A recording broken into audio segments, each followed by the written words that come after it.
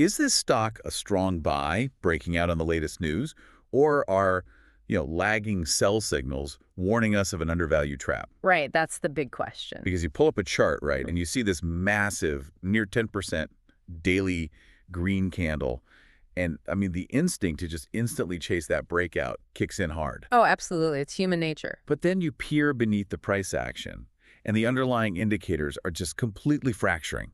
Like, the momentum is screaming for you to buy, while the oscillators are stuck in negative territory, flashing this glaring divergence. Yeah, it is a classic, brutal dilemma for anyone trying to navigate an active market. It really is the defining friction of technical trading today. Exactly. I mean, welcome to the deep dive, everyone. I'm thrilled to be here. Same here. Glad to jump into this one. It's a fascinating setup. It really is, because, like you were saying, you're watching two totally different time horizons just collide on the tape in real time. You are. You've got the immediate, violent euphoria of the day's institutional volume crashing headfirst into, well, the lagging mathematical reality of the past 30 days. Right. The market is trying to reprice an asset instantly, and the algorithms that rely on historical averages are just tearing at the seams trying to catch up. Figuring out which data set is actually leading the tape is like the entire puzzle here. Exactly. And that is our mission for today's deep dive. We are putting Harmony Gold Mining Company, Ltd. under the microscope. That's ticker symbol HMY on the New York Stock Exchange for those following along. A really important one to watch right now. Definitely. We're going to strip down their financials, dissect their technical footprint, and really map out their macro outlook as of today, April 17th, 2026. Lots of moving parts to cover. So many. Okay, let's unpack this. But before we tear into the price action, just a quick reminder for everyone. If you're joining us on video, make sure to like the video, subscribe to our YouTube channel, and it is absolutely compulsory that you leave us your feedback in the comments. We read all of them. We do. And remember, we are here to debate, explore, and educate. This is a natural discussion of market mechanics, absolutely not financial advice. Right, definitely not. So to figure out if Harmony Gold is a trap or a treasure, we first need to look at exactly what the capital is doing right this second. Yeah, let's isolate the tape. As of this moment, Harmony is trading at $19.17. $19.17. Wow. Right. We are looking at a 9.48% surge in a single session. That is just a violent, decisive move for a mature mining cap. I mean, almost 10%. It is huge. And if we map that against their 52-week parameters, where the floor was $12.58 and the ceiling hit $26.06. This current surge pushes us aggressively into the upper half of that yearly range, right? Exactly. It shows sustained underlying strength. But, it also means there's still massive overhead supply to chew through before we test those ultimate highs again. Yeah, that makes sense. Okay. But for me, the volume profile is what really stands out today. Oh, the volume is the story. Right. Like a 10% daily move on light volume is just retail noise. But today, we are looking at 5.19 million shares traded. Over 5 million shares. That's heavy. Yeah. You dig into the order flow, and there is heavy, sustained institutional accumulation stepping in. They are building this concrete floor right around the $18.50 level. They really are. Funds are actively defending that zone. They're absorbing every single dip to 1850. Which tells us what? It tells us this isn't speculative chasing. It is structural repositioning by the big players. So what levels are we watching beneath that? Well, the immediate support to watch beneath that institutional floor is the daily low of 1833. But the real vulnerability on the chart is the gap support sitting between 1749 and 1778. Yeah, and if the tape rolls over and we lose 1833, that gap becomes a massive magnet. Markets abhor a vacuum. They really do. Price has a terrible habit of dropping violently just to fill those unfilled orders down there. Exactly. But on the upside, though, the immediate resistance is today's high at 1932. And if volume can push it through 1932 and hold a daily close above it? If it does that, the next structural technical barrier doesn't really materialize until like the $22 to $26 range. The runway is wide open. The structural runway is clear, sure, but I mean, the momentum indicators are incredibly messy right now. Oh, they are completely fractured. Right. You look at the daily moving averages, and they are generating a strong buy signal. We are trading well above the 5-day EMA of 1479, and the 20-day of 1571. Which looks great on the surface. But then you glance at the RSI, and it is sitting at a dead neutral 47.48. Barely moving. Yeah. To see a stock jump nearly 10% on 5 million shares and still not even breach the 50 mark on the RSI, that tells you just how suppressed the price action was leading up to today. It has massive headroom before hitting overbought territory. But consider the MAN CD. It is currently sitting at negative 1.36. I mean, that is a clear mathematical sell signal. If the MAN CD says sell, but the price just jumped nearly 10% on heavy institutional accumulation, aren't retail traders just driving, looking in the rearview mirror if they follow that? What's fascinating here is how the mechanics of that MACD divergence are actually setting up a coiled spring. Okay, how so? Well, the MACD relies on the spread between the 12-period and 26-period exponential moving averages. Because it's a derivative of past data, it is heavily weighted by the consolidation that happened, before today's breakout. Right, the lagging data. Exactly. However, the sheer velocity of this 1917 move is aggressively pulling that shorter-term EMA upward. So it's catching up fast. Fast. The underlying price action suggests a bullish MACD crossover is actually imminent. That lagging sell signal is days, maybe even hours away from flipping into a momentum buy. I hear that, but, relying on an imminent crossover when we are hitting our heads directly against a $19.32 resistance ceiling, that feels like trying to thread a needle during an earthquake. It is definitely risky. Right. Because if the stock rejects at 1932, that MACD crossover simply never materializes. The averages curl back down, the sell signal is validated, and that gap fill down at 1749 becomes the highest probability target. That is the bear case on the technicals, for sure. So technicals are only really giving us the symptoms here. To understand if this breakout is terminal or sustainable, we have to look under the hood at the actual money moving through the business. The underlying cash flow is really the only reason institutions are willing to build that 1850 floor in the first place. Let's break down the income statement then. What does the trailing 12 months look like? It's massive. Over the TTM, Harmony's total revenue surged to 81.15 billion South African rand. 81 billion ZR. Yeah, which is a staggering jump from the 61.38 billion they posted in the previous fiscal year. Revenue growth like that is phenomenal. But, in deep-level hard rock mining, top-line growth is often just incinerated by operating expenses. Absolutely. You are pulling ore out of the earth from 3 kilometers down. The costs for cooling, ventilation, and hoisting are just astronomical. So what does that 81 billion rand actually translate to in terms of profit? This is where the thesis really strengthens. They posted a gross profit of 30.54 billion rand. Wow. Yeah, that translates to a gross margin of 37.6%. Here's where it gets really interesting. A 37.6% margin perfectly illustrates the mechanics of operational leverage in this specific sector. Right, the fixed costs. Exactly. Think of it like a highly tuned engine. Those massive cooling and ventilation costs we just mentioned, they're fixed.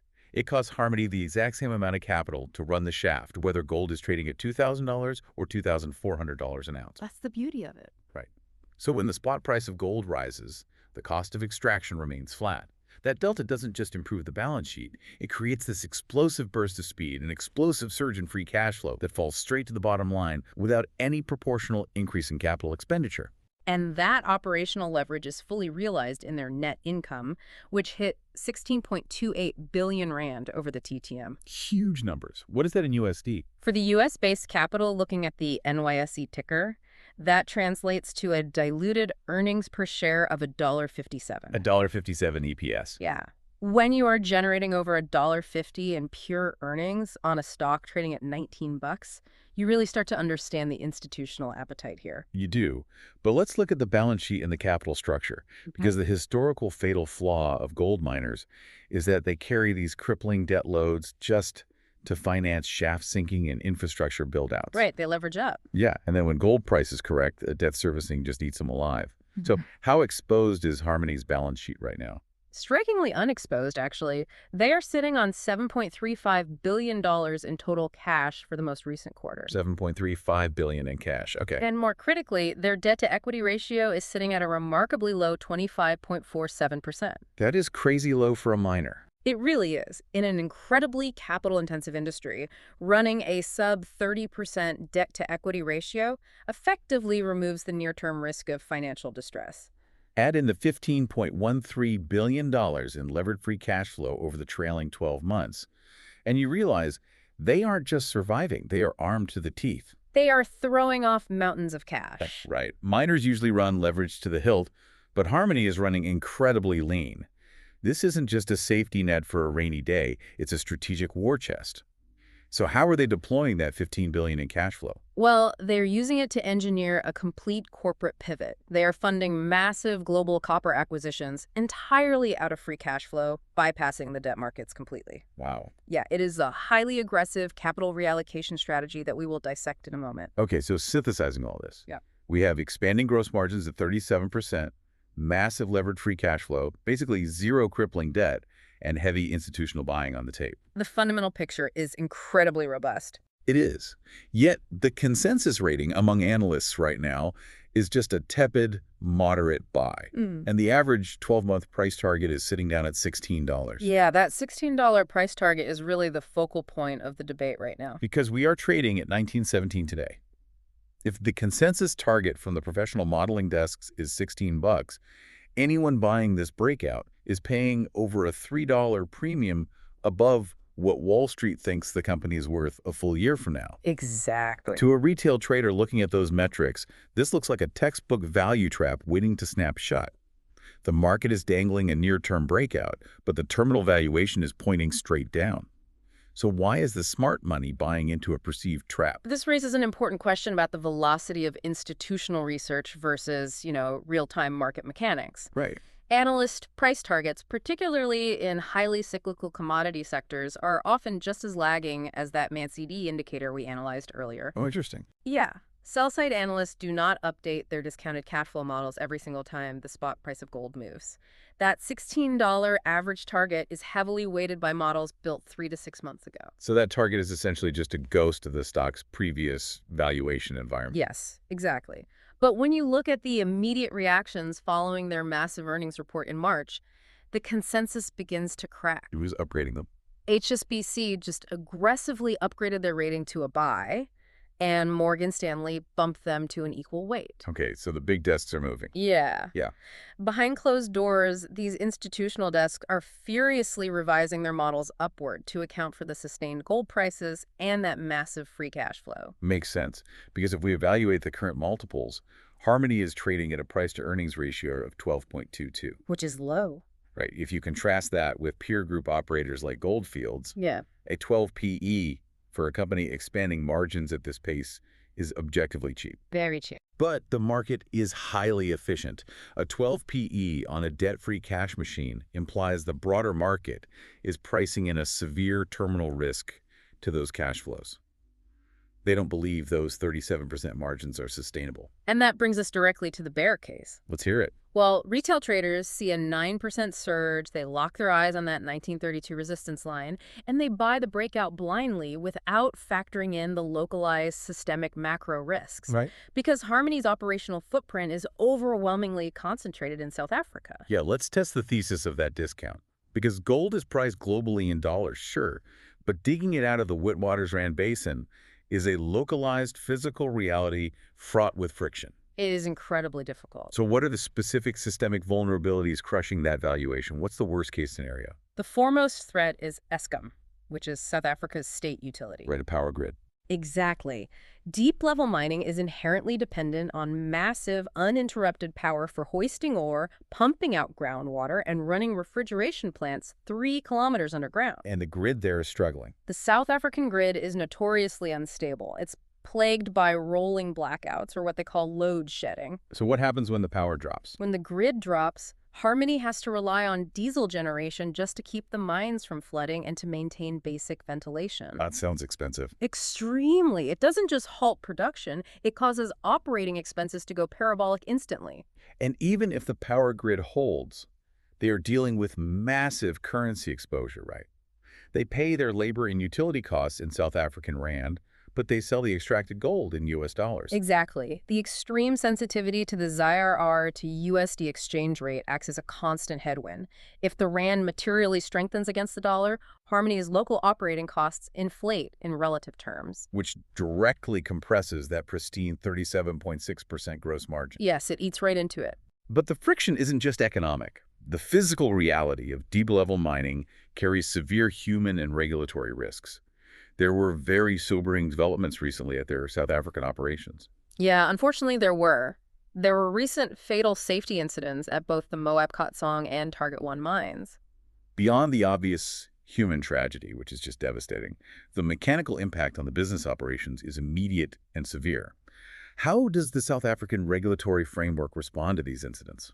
Under the South African Department of Mineral Resources and Energy, a fatality triggers an immediate Section 54 safety stoppage. What does that entail? The government essentially locks down the shaft and sometimes the entire mine pending an exhaustive safety audit and investigation. Wow. So everything stops. Everything. During a Section 54 stoppage, zero revenue-generating ore is hoisted to the surface. But the fixed costs, the pumping, the cooling, the labor overhead, they continue to burn capital every single day.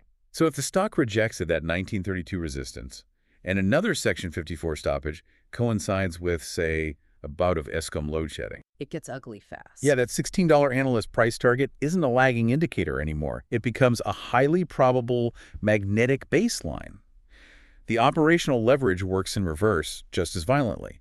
It's like walking a tightrope with a heavy bag of gold. The reward is immense, but external winds can easily tip you over. That is a perfect analogy, and that is the exact downside mechanism that traps retail investors. But to maintain analytical objectivity, we have to weigh those systemic risks against the bull case. Why are institutions willing to absorb that jurisdictional risk at 1850? The conviction has to be rooted in the most recent operational data. Best case recovery scenario, what are we looking at? It is deeply rooted in the first half of fiscal year 2026 results that they reported this past March. Right. They didn't just post a slight beat, they delivered a 61% surge in operating profit. 61%. Yeah, and crucially, that surge wasn't entirely reliant on the macro gold price. Harmony actually reported significantly improved underground recovered grades at their South African assets. Okay, so they aren't just benefiting from a rising gold chart. The actual geology is cooperating. Exactly. They are blasting and hoisting richer, higher quality ore per ton. They are. And they are systematically returning the capital generated from that high-grade ore back to the shareholders. Let's talk about the dividend. Right. Harmony currently offers a strong 2.09% dividend yield, and this brings us to a massive short-term catalyst. On May 5th, they have a confirmed 31-cent per share dividend payout hitting the tape. A 31-cent dividend payout on a $19 stock is going to act as a massive gravitational pull. Oh, absolutely. Income-seeking funds and retail dividend capture strategies are going to actively accumulate and hold shares through that May 5th ex-dividend date. Without a doubt. That provides a synthetic layer of price support directly under the current action, reinforcing that 1850 institutional floor we talked about. That catalyst really is the bridge between the technical breakout and the fundamental cash flow. So, evaluating these competing forces, the immense operational leverage and dividend catalysts on one side, versus the systemic South African power and regulatory risks on the other. Where does this structure actually resolve? Let's map out the definitive short-term and long-term outlooks. Okay, in the immediate short term, over the next few weeks, the bullish momentum is statistically favored. But only if. Right, only if the tape can confidently close and sustain a daily candle above that 1930 mark. If it clears that resistance, the buying pressure generated by the impending May 5th dividend acts as the fuel to push it toward the $22 macro barrier. Okay, that's the short term. But the long-term outlook is where the underlying DNA of Harmony Gold is fundamentally changing, right? Yes, this is the most exciting part. They are taking that $15 billion in levered free cash flow and engineering an escape route from their own legacy risks. Exactly. If we connect this to the bigger picture, Harmony is not content being a jurisdictional-bound gold miner anymore. What's the goal? They have explicitly targeted a structural corporate pivot, aiming to shift 40% of their total production to copper by the year 2035. 40%. Yeah. I mean, that isn't just a diversification play. That is a complete metamorphosis into a base metals producer. It really is. And they are executing this pivot aggressively through major international projects, specifically the Eva Copper project in Queensland and the CSA mine in New South Wales. Both in Australia. Right. Now, the broader market right now is hyper-focused on gold. The Fear and Greed Index for gold miners is pegged heavily toward greed as global capital uses the metal as a sovereign hedge against inflation and localized geopolitical instability. But the gold trade is notoriously cyclical. Highly cyclical. When inflation metrics cool or when geopolitical tensions inevitably de-escalate, the risk premium just bleeds out of the spot price and pure-play gold miners get absolutely decimated. Which highlights the brilliance of funding this copper pivot debt-free. Right. Because copper isn't a geopolitical hedge, it is the fundamental base metal of global electrification. Electric vehicle infrastructure, global power grid modernization, renewable energy transition, all of it requires massive, sustained copper supply. Exactly. By relocating 40% of their production profile into Australian copper assets, Yeah. Harmony is creating a structural growth engine that entirely sidesteps the cyclicality of gold. And drastically reduces their exposure to South African power grid failures. Yes. They are literally using today's gold euphoria to permanently finance tomorrow's base metal stability. So what does this all mean? You are looking at one of the most complex, high-stakes setups in the materials sector today. No question. On one hand, you have a pristine balance sheet, 37% gross margins, a 61% operating profit surge, and a strategic pivot into Tier 1 Australian copper. It sounds incredible. Right. But on the other hand, you are battling deeply entrenched Witwatersrand basin risks. Eskom grid collapses, volatile rand-to-dollar currency swings, and the ever-present threat of DMRE safety stoppages. And the technical tape reflects this exact tension perfectly. It really does. The momentum is attempting a breakout, the lagging algorithms are screaming caution, and the institutional block buyers have built a fortress at 1850 just to ride out the volatility until the May dividend. It all distills down to whether you price this asset based on where it has been or what it is becoming. Which leaves us with a provocative thought to end on today. Let's hear it.